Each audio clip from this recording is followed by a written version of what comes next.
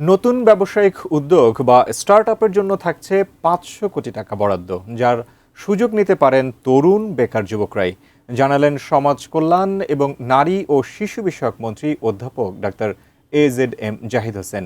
সকালে রাজধানীর আলোকি কনভেনশন সেন্টারে আন্তর্জাতিক যুব দিবস ২০২৬ উপলক্ষে সেভ দ্য চিলড্রেন ও ন্যাশনাল ইয়ুথ নেটওয়ার্কের উদ্যোগে আয়োজিত অনুষ্ঠানে তিনি কথা বলেন। এবারের আয়োজনে প্রতিপাদ্য বিষয় ছিল প্রযুক্তি ও অংশীদারিত্বের মাধ্যমে বহুপাক্ষিক সহযোগিতায় যুব সমাজের অগ্রযাত্রা। অনুষ্ঠানে তুলে ধরা হয় নেতৃত্ব, সাংগঠনিক সক্ষমতা, ক্ষমতায়ন, উদ্ভাবন এবং নানা কর্মসূচি।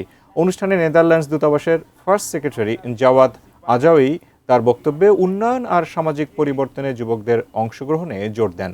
সমাজ কল্যাণমন্ত্রী ডাক্তার AZM জাহিদ হোসেন বলেন, তরুণ যুবক জনশক্তি প্রকৃত সম্পদ, তাদের কাজে লাগানোর আহ্বান জানান তিনি। এবং আমরা ক্রিয়েটিভ ইকোনমিকে একটা বিশেষ গুরুত্ব দিতে চাই। দুইটা কথা আমরা এখন নতুন একটা কেয়ার ইকোনমি অ্যান্ড আদার হচ্ছে ক্রিয়েটিভ ইকোনমি। অ্যান্ড ক্রিয়েটিভ ইকোনমির মেইন পার্টনার হতে পারেন আপনারা। ইউ আর দি পিপুল, যাদের সবচেয়ে সম্ভাবনা রয়েছে ক্রিয়েটিভ ইকোনমি। অর্থাৎ আপনি শিক্ষা নেবেন, দক্ষতা নেবেন এবং আপনার নতুন উদ্ভাবনী চিন্তার মাধ্যমে আপনি কি ধরনের কাজ করতে চান সে উদ্যোক্তা হয়ে সেটার মার্কেটিং করবেন।